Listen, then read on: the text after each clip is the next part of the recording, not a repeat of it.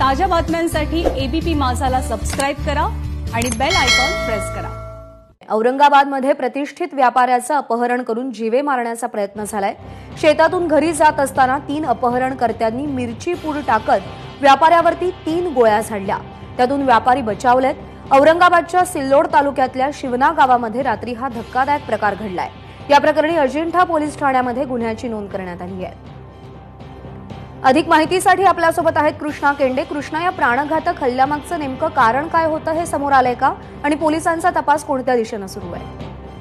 तपास सुरू आहे, मात्र कारण अद्याप समोर आलेलं नाही। अखिलेश गुप्ता नावाचे व्यापारी आहेत, ज्यांचं सिल्लोडमध्ये कपडा आणि कृषी सेवा केंद्र आहे।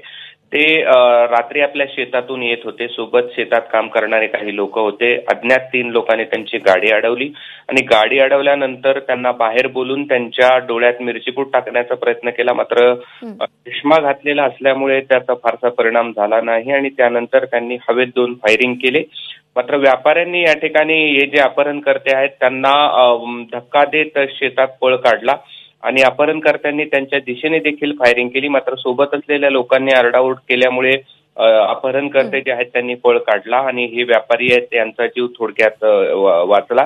काही काळातच पोलिसांनी घटनास्थळी भेट घेऊन त्या ठिकाणी तपासणी केली आणि पुढील तपास करत आहेत। मात्र हा हल्ला नेमका का झाला, यामागचा उद्देश नेमका काय होता हे समजू शकलं नाही। मात्र या हल्ल्यामध्ये अखिलेश गुप्ता नावाच्या व्यापाऱ्याचा जीव वाचलेला आहे आणि रात्री सिल्लोड सारख्या गावामध्ये देखील कशा पद्धतीने गोळीबार करून अपहरण केलं जातं हे मात्र या घटनेतनं समोर येत आहे।